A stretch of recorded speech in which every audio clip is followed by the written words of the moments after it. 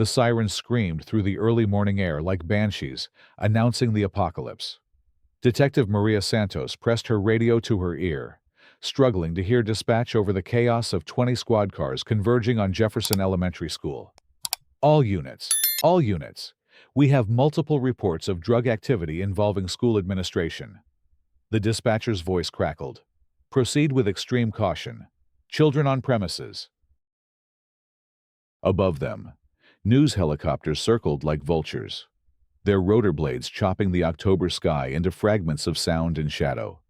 Parents were already gathering at the school gates, some clutching coffee cups with trembling hands, others shouting into cell phones.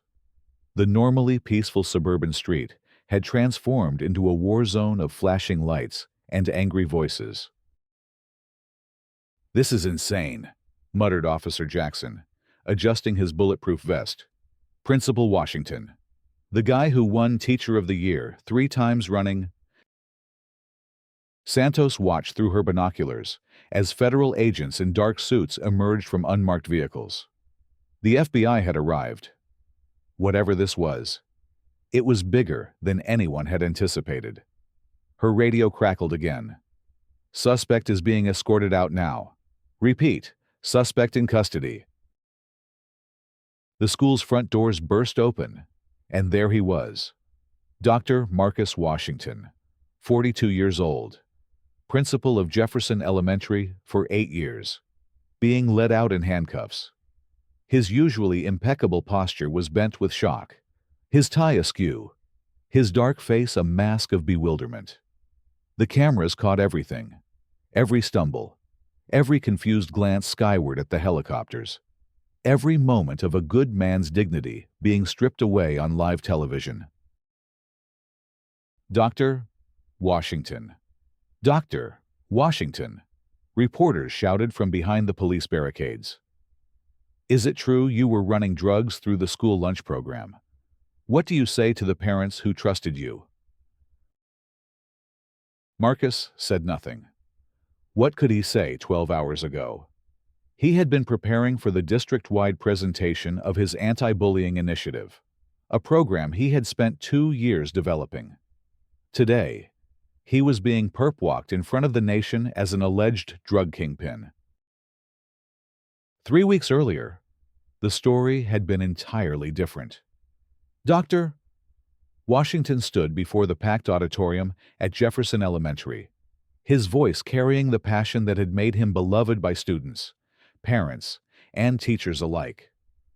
"Bullying isn't just a playground problem," he said, gesturing to the colorful charts behind him. "It's a community crisis that requires a community solution." The Respect Revolution program was his brainchild, designed to transform not just Jefferson Elementary, but all 43 schools in the Metropolitan School District. It combined peer mediation, restorative justice principles, and community involvement in a way that had already shown remarkable results in the pilot program. "We've seen a 60% reduction in disciplinary incidents," Marcus continued, his brown eyes bright with enthusiasm. "More importantly, we've seen children who were once afraid to come to school now serving as ambassadors for kindness." The audience erupted in applause.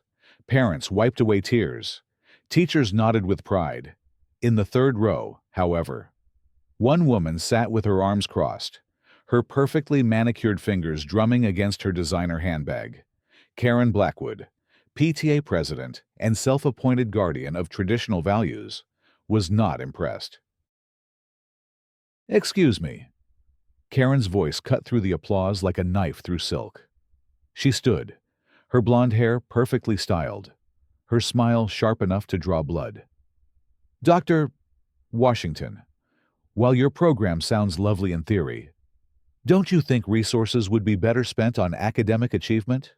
Our test scores are slipping, and you're focused on feelings." A murmur rippled through the crowd. Marcus maintained his composure, though those who knew him well could see the slight tension in his jaw. "Mrs. Blackwood, research consistently shows that students perform better academically when they feel safe and supported emotionally. The two aren't mutually exclusive. Research, Karen repeated, her voice dripping with disdain. What about common sense? What about discipline? What about preparing these children for the real world instead of coddling them? The room grew uncomfortable. Other parents shifted in their seats. Karen's own daughter, Brittany, a sixth grader at Jefferson, seemed to shrink into her chair with embarrassment.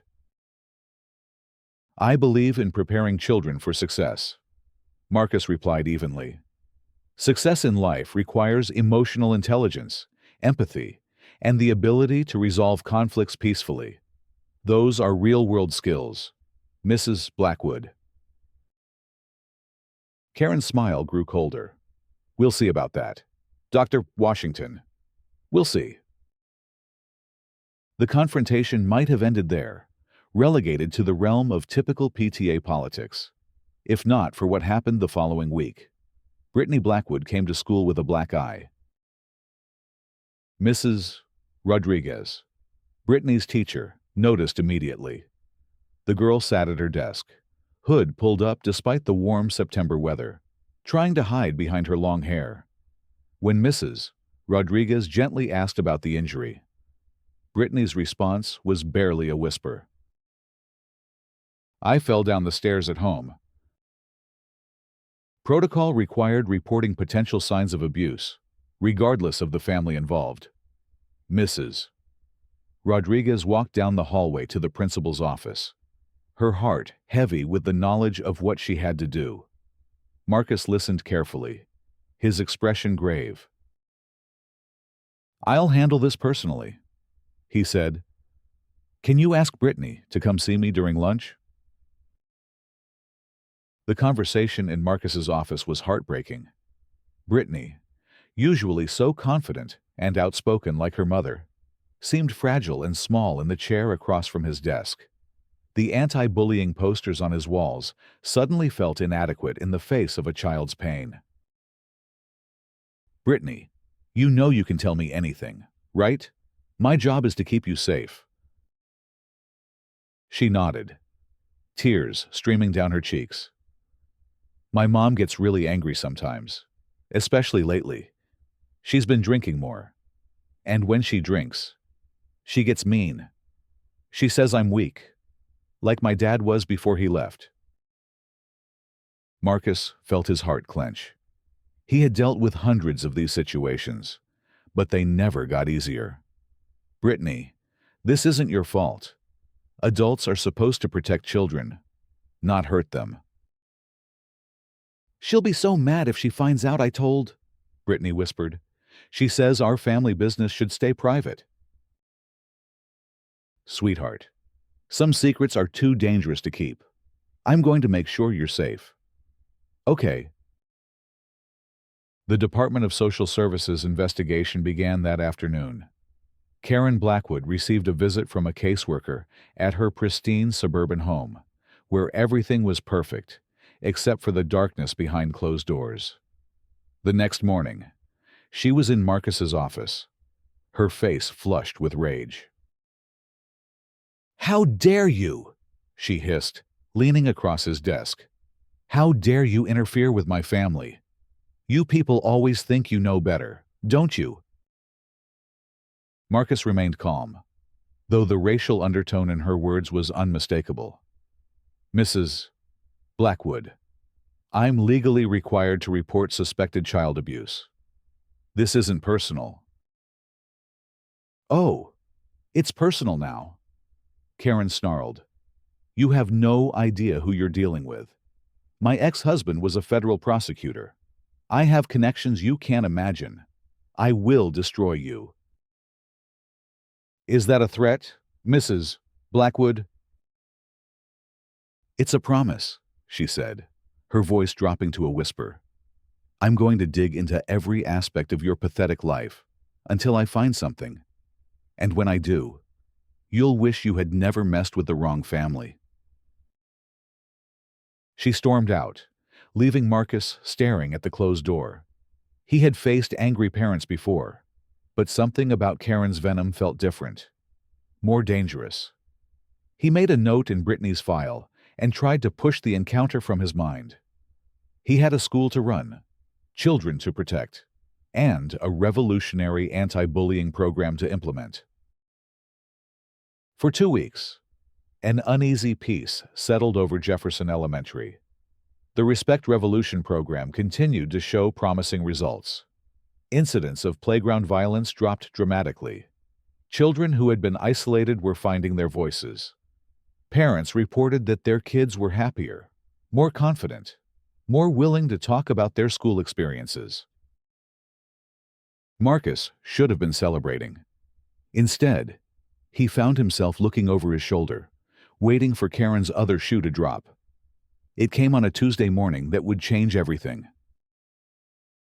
At exactly 7:43 a.m., Karen Blackwood dialed 911 from her car in the Jefferson Elementary parking lot. Her voice was perfectly modulated, calculated to convey just the right amount of fear and civic responsibility. "I need to report drug activity at Jefferson Elementary School," she said, watching as children filed out of buses and into the building. "I have evidence that the principal, Dr. Marcus Washington, is using the school as a distribution center for narcotics." The 911 operator's voice crackled through her phone. "Ma'am, this is a serious allegation. What kind of evidence do you have?" Karen smiled coldly. She had spent 2 weeks preparing for this moment, crafting her story with the precision of a master manipulator. "I've observed suspicious meetings in his office after hours. Men in expensive cars coming and going. Cash transactions. My daughter overheard him talking about product and distribution networks. She thought he meant school supplies, but I know better." "Ma'am, I need to ask, what's your relationship to the school?" "I'm the PTA president," Karen said, injecting her voice with wounded authority. "I've been concerned about this for months, but I hoped I was wrong. Then yesterday, I saw him hand a package to a known drug dealer in the parking lot. I can't stay silent anymore. These children are in danger." She provided names, dates, license plate numbers, all carefully fabricated, but detailed enough to sound credible. She had done her homework, researching local drug cases, learning the terminology, understanding what would trigger an immediate response. "Ma'am, officers are being dispatched now. Please remain in your vehicle and do not approach the building." Karen hung up and waited, her heart racing with anticipation. She had called in a favor from her ex-husband's old law enforcement contacts, planting seeds of suspicion about Marcus in multiple agencies. She had even created fake social media accounts to spread rumors about suspicious activity at Jefferson Elementary. By the time the 911 call came in, there was already a file building against Dr. Marcus Washington. The first squad car arrived within minutes. Then another, and another. Karen watched with satisfaction as the parking lot filled with police vehicles, as confused parents began to gather, as news vans appeared seemingly out of nowhere. She had tipped off her contact at Channel 7 just minutes after calling 911. Inside the school, Marcus was reviewing attendance reports when his secretary burst into his office. "Dr. Washington, there are police everywhere. They're saying something about drugs, about you being arrested." Marcus looked up from his paperwork, confusion written across his face. "What are you talking about, Mrs. Chen?" "They have a warrant," she whispered, her voice shaking. "They're searching the building. They want to see you immediately." The next few hours passed in a blur of handcuffs, Miranda rights, and flashing cameras. Marcus was processed at the county jail while FBI agents tore apart his office, his car, even his home. They found nothing, because there was nothing to find. But in the court of public opinion, innocence was irrelevant. The images of his arrest had already gone viral. By noon, every major news network was running the story. Beloved principal arrested in school drug scandal. The cable news cycle devoured it hungrily. Expert commentators debated everything from school security to the opioid crisis to racial profiling in education. Social media exploded with hot takes and conspiracy theories. The Metropolitan School District faced an impossible situation. With their most prominent principal under federal investigation, parents were pulling children out of schools across the district. The teachers' union called an emergency meeting. School board members' phones rang off the hook with demands for answers. "We have to suspend him," Board President Catherine Mills said during the emergency session. "Innocent until proven guilty is a legal principle, but we have to protect the district." "This is Marcus Washington we're talking about," protested board member James Rivera. "The man has dedicated his life to education. These charges are absurd." Absurd or not, we have 43 schools and 30,000 students to think about. Mills replied, "If even half the parents lose confidence in our security, we're facing a crisis that could take years to recover from." The vote was 4-3. Dr. Marcus Washington was suspended pending the outcome of the federal investigation. The suspension was just the beginning. Within 24 hours, teachers at Jefferson Elementary staged a walkout in protest. "We know Dr. Washington," declared Mrs. Rodriguez, the sixth-grade teacher who had first reported Brittany's black eye.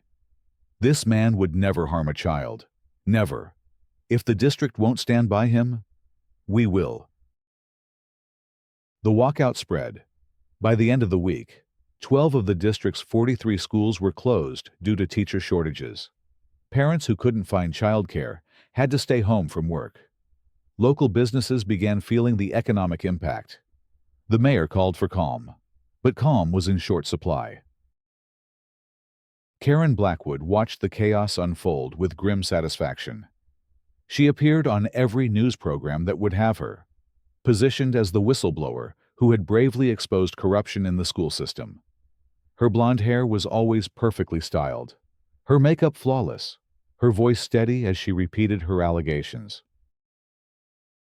"I just want parents to know their children are safe," she said during a primetime interview with Channel 7.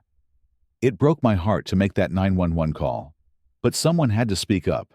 Someone had to protect these innocent babies." Behind the scenes, however, Karen's carefully constructed narrative was beginning to show cracks. Detective Santos had been assigned to investigate the drug allegations, and she was troubled by the lack of physical evidence. 20 years of police work had taught her to recognize the difference between a real case and a vendetta. "Something doesn't add up," she told her partner, Detective Williams, as they reviewed the file for the third time. "We've got a detailed accusation, but no drugs, no money, no witnesses, except the person who made the complaint." "The FBI is still investigating," Williams pointed out. "Maybe they'll find something we missed." "Maybe," Santos said, but her instincts were screaming otherwise. She had seen too many lives destroyed by false accusations to take anything at face value. "I want to dig deeper into the complainant, Karen Blackwood. What do we know about her?" What they found was disturbing. Karen had a history of making complaints against authority figures, teachers, coaches, neighbors, that were never substantiated. Her divorce records revealed a pattern of manipulation and vindictive behavior. Most telling of all, her own daughter had recently been the subject of a child abuse investigation initiated by the very man Karen was now trying to destroy. "This isn't about drugs," Santos realized. "This is about revenge." Meanwhile, the scandal continued to metastasize. Cable news networks couldn't get enough of the story. It had everything: drugs, schools, children in danger, a trusted authority figure fallen from grace. The fact that Marcus was a black man in a predominantly white suburban district added another layer of complexity that commentators couldn't resist analyzing. Conservative pundits used the case to argue for stricter oversight of public education. Liberal voices countered that this was yet another example of a successful black professional being taken down by false accusations. Both sides used Marcus Washington's life as a political football, while the man himself sat in a holding cell, unable to comprehend how his world had collapsed so completely. The breaking point came when Congressman David Reynolds, chair of the House Education Committee, announced federal hearings into the scandal. The American people deserve to know how a drug operation could flourish under the nose of federal education oversight. He declared from the steps of the Capitol, "We will get to the bottom of this crisis." The announcement sent shockwaves through the education establishment. If Congress was getting involved, this was no longer just a local story. This was a national crisis that could reshape public education policy for generations. But Karen Blackwood had made one crucial mistake in her elaborate deception. She had underestimated the power of investigative journalism. Sarah Chen, a reporter for the Washington Herald, had been covering education issues for 15 years. She had watched too many good teachers and administrators destroyed by false allegations to take this story at face value. While other reporters focused on the sensational aspects of the case, Chen dug into the details. She started with public records, Karen's divorce proceedings, the child abuse investigation, the timeline of events leading up to the 911 call. Then she began interviewing witnesses, not just the ones Karen had provided, but everyone who had been at the school during the alleged incidents. "I was here until 8 o'clock that night," said janitor Miguel Torres, when Chen interviewed him about one of Karen's claimed observations. "Dr. Washington left at 5:30, same as always. There were no mysterious meetings, no men in expensive cars. The only person I saw hanging around the parking lot was Mrs. Blackwood herself." Chen's investigation revealed a pattern of deception that was breathtaking in its scope. Karen had fabricated not just the drug allegations, but an entire network of supporting evidence. Phone records showed she had made dozens of calls to various agencies, each time providing slightly different versions of the same false story. She had even paid a private investigator to create fake surveillance photos, showing Marcus in innocent conversations that she then claimed were drug deals. The most damning evidence came from an unexpected source, Karen's own daughter, Brittany Blackwood, now in protective custody with her grandmother, finally found the courage to tell the truth about her mother's obsession with destroying Dr. Washington. She was so angry after the social services people came, Brittany told Chen during a carefully supervised interview.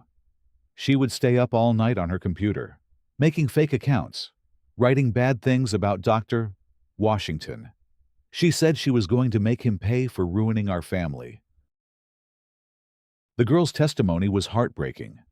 She revealed that her mother had coached her to lie about overhearing incriminating conversations, had threatened her with violence if she didn't cooperate, had used her own daughter as a weapon in her war against an innocent man.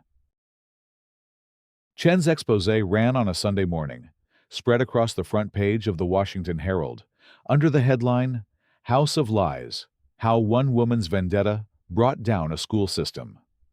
The story was methodical, devastating, and impossible to ignore. By Monday morning, Karen Blackwood's world began to crumble. The FBI launched a criminal investigation into her false reporting.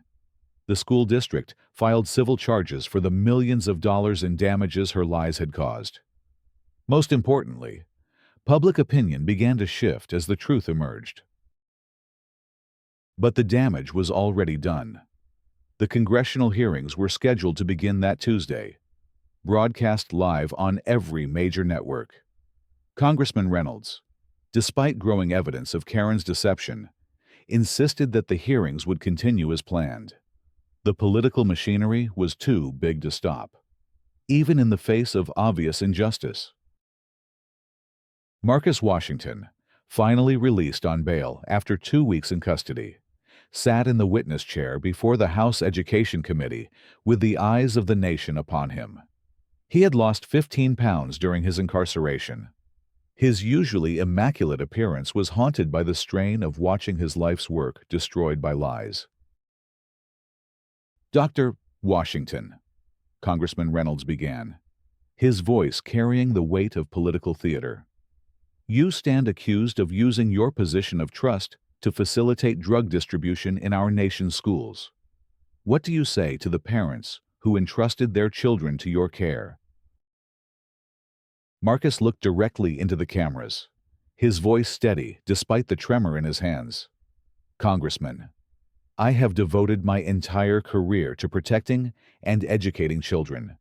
The accusations against me are completely false, fabricated by someone seeking revenge for my reporting of child abuse.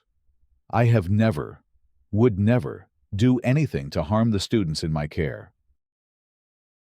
Yet we have testimony from a credible witness, a PTA president, who observed suspicious activity firsthand. That testimony has been thoroughly debunked," Marcus replied, his voice growing stronger. "Mrs. Karen Blackwood has been arrested for filing false reports, for conspiracy, for endangering the welfare of children, including her own daughter. This entire scandal is the product of one woman's vindictive lies." The hearing room erupted. Reporters scrambled for their phones. Congressman Reynolds gavelled for order. But the truth had finally broken through the wall of political posturing. Representative Maria Gonzalez, the ranking minority member, leaned into her microphone. "Dr. Washington, in light of recent revelations about Mrs. Blackwood's credibility, I want to ask you about your anti-bullying program, the one that started this whole chain of events." Marcus's face lit up for the first time in weeks. The Respect Revolution was designed to create safe learning environments where every child could thrive. In our pilot program, we saw dramatic reductions in violence, improvements in academic performance, and, most importantly, children who felt valued and protected.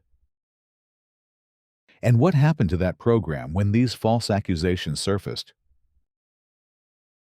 "It died," Marcus said simply. 43 schools that were supposed to implement anti-bullying measures this year instead closed their doors. Thousands of children lost their protection because one person couldn't bear to see someone she considered inferior succeed. The room fell silent. In that moment, the true cost of Karen's lies became clear. It wasn't just one man's reputation or even one school district's stability. It was the futures of 30,000 children who deserved better.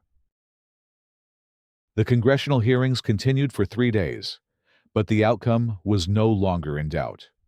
By Wednesday evening, Karen Blackwood was in federal custody, facing charges that could result in decades in prison. The evidence against her was overwhelming, documented in hundreds of pages of falsified reports, fabricated evidence, and witness intimidation. Her trial, 6 months later, was swift and decisive. The jury took less than 2 hours to find her guilty on all counts filing false police reports, conspiracy to commit fraud, child endangerment, and obstruction of justice. The judge's words at sentencing captured the magnitude of her crimes. "Mrs. Blackwood, your actions went far beyond personal revenge," Judge Patricia Morrison said from the bench. "You weaponized our justice system, terrorized an entire community, and caused immeasurable harm to the very children you claim to protect. Your lies shut down schools, destroyed careers, and undermined public trust in education itself." Karen received 15 years in federal prison and was ordered to pay $3.2 million in restitution to the school district. Her house, her car, her jewelry, everything was seized to help cover the damages her lies had caused. But justice for Karen was only part of the healing process. The real work began when Dr. Marcus Washington was officially reinstated as principal of Jefferson Elementary on a crisp January morning, exactly 1 year after his arrest. The welcome he received was unlike anything the school had ever seen. Teachers lined the hallways applauding. Students held handmade signs reading, "Welcome back, Dr. W," and "Heroes return home." Parents who had once doubted him now stood in the parking lot with tears in their eyes, ashamed of how quickly they had believed the worst. Marcus's first day back was overwhelming. His office, which had been torn apart by federal agents, had been lovingly restored by volunteer parents and teachers. Every book was back on its shelf, every photo back in its frame, every anti-bullying poster carefully rehung on the walls. But there was something new as well. On his desk sat a thick folder labeled Respect Revolution 2.0. Inside were hundreds of letters from educators across the country, all asking for help implementing anti-bullying programs in their own schools. What Karen had tried to destroy had instead become a national movement. "Dr. Washington," said Mrs. Rodriguez, entering his office with a cup of coffee and a nervous smile. "The Department of Education called. They want to discuss making the Respect Revolution a federal pilot program." Marcus looked up from the letters, his eyes bright with renewed purpose. "Then, I guess we have work to do." The program that had started in one suburban elementary school eventually spread to over 3,000 schools nationwide. The Congressional Education Committee, chastened by their role in amplifying Karen's lies, authorized $50 million in funding for anti-bullying initiatives based on Marcus's model. Brittany Blackwood, now living with her grandmother and receiving counseling for the trauma her mother had inflicted, became one of the program's first peer mediators at her new school. Her courage in telling the truth had not only saved Dr. Washington, but had freed her from a cycle of abuse that might have destroyed her life. The Metropolitan School District implemented new procedures for investigating complaints against staff, ensuring that future accusations would be thoroughly vetted before becoming public. The teachers' union negotiated stronger protections against false allegations, while still maintaining safeguards for legitimate reports of misconduct. 5 years later, Marcus Washington stood once again before a packed auditorium, but this time he was addressing the National Education Association's annual conference. Behind him, a banner read, "From Crisis to Community, the Respect Revolution Story." 5 years ago, one person's lies nearly destroyed everything I had worked for. He told the audience of thousands. But in trying to tear down a program designed to protect children, she inadvertently proved why that program was needed. Bullying doesn't just happen between students. It can come from adults who use their power to harm others. The applause was thunderous, but Marcus wasn't finished. "The real heroes of this story aren't the people who believed in me when it was easy, but those who stood up for truth when it was hard. The teacher who reported suspected abuse despite personal risk. The detective who investigated when the evidence didn't add up. The reporter who dug for facts when lies were more popular. The children who found courage to speak truth to power." He paused, looking out at the sea of educators who had gathered to learn from Jefferson Elementary's example. Today, the Respect Revolution operates in over 8,000 schools. We've documented a 40% reduction in bullying incidents, improved academic outcomes, and most importantly, we've created environments where every child can learn without fear. The standing ovation lasted for 10 minutes. Teachers wiped away tears. Administrators took notes. Journalists scribbled quotes. But the most important moment came afterward, during the question and answer session, when a young teacher from rural Mississippi stood up. "Dr. Washington, I implement your program in my school, and it's changed everything. But I have to ask, how do you do it? How do you continue to believe in people after what happened to you? Marcus smiled, the same warm smile that had made him beloved by students and staff long before he became famous. Because for every Karen Blackwood in this world, there are thousands of people like you, educators who get up every day to make children's lives better. The darkness exists, but it makes the light more precious. We don't fight hate with hate. We fight it with love, with truth, with the absolute conviction that every child deserves to be safe, valued, and believed in.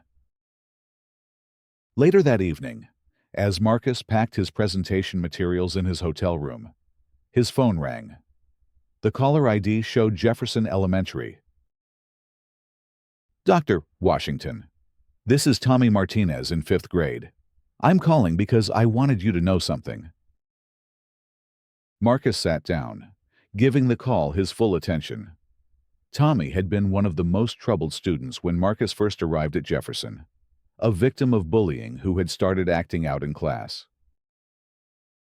"What's going on, Tommy?" "There's this new kid at school, and some kids were being mean to him because he talks different. So I remembered what you taught us about being upstanders instead of bystanders. And I got my friends together, and we made sure he was okay. We eat lunch with him now." Marcus felt tears prick his eyes. "Tommy, that's exactly what being a respect revolutionary means. I'm so proud of you." "Yeah, well, you taught us that everyone deserves to be treated with kindness. Even when some adults forget that, us kids remember."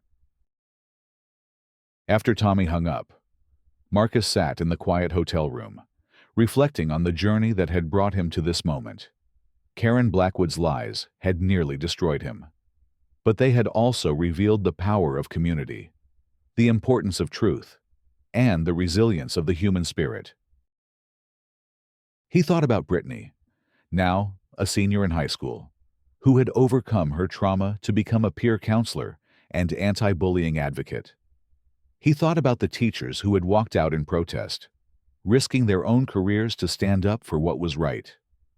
He thought about Detective Santos, who had refused to accept easy answers when a man's life hung in the balance. Most of all, he thought about the thousands of children who were sleeping peacefully tonight in communities across America, knowing they would wake up to schools where they were safe, valued, and protected. Schools where the respect revolution had taken root, where kindness was taught as deliberately as mathematics, where every child learned that they had the power to make their corner of the world a little bit better.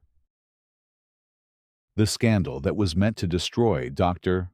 Marcus Washington had instead revealed something beautiful about human nature, that truth, though it may be buried for a time, will always fight its way to the surface. That communities, when faced with a choice between fear and love, will ultimately choose love. That children, given the tools and the encouragement, will build a better world than the one they inherited. Karen Blackwood remained in federal prison, her name synonymous with the dangers of false accusations and vindictive behavior. But her legacy was not the destruction she had intended. Her legacy was the light that emerged from the darkness she created. Thousands of schools where children learned that everyone deserves respect, where differences are celebrated instead of mocked, where the strong protect the vulnerable instead of exploiting them. In the end, the woman who had tried to tear down a good man's life's work had instead helped him build something far greater than he had ever imagined. The respect revolution lived on, carried forward by a generation of children who had learned that the most powerful force in the world is not hatred or fear, but the simple, radical act of treating every person with dignity and kindness. And somewhere in a suburban elementary school in Ohio, where it all began, A new group of students was learning what it meant to be upstanders instead of bystanders, to choose courage over comfort, to believe that their actions, no matter how small, could change the world. The story of Karen's lies had ended. The story of the Respect Revolution was just beginning. V5.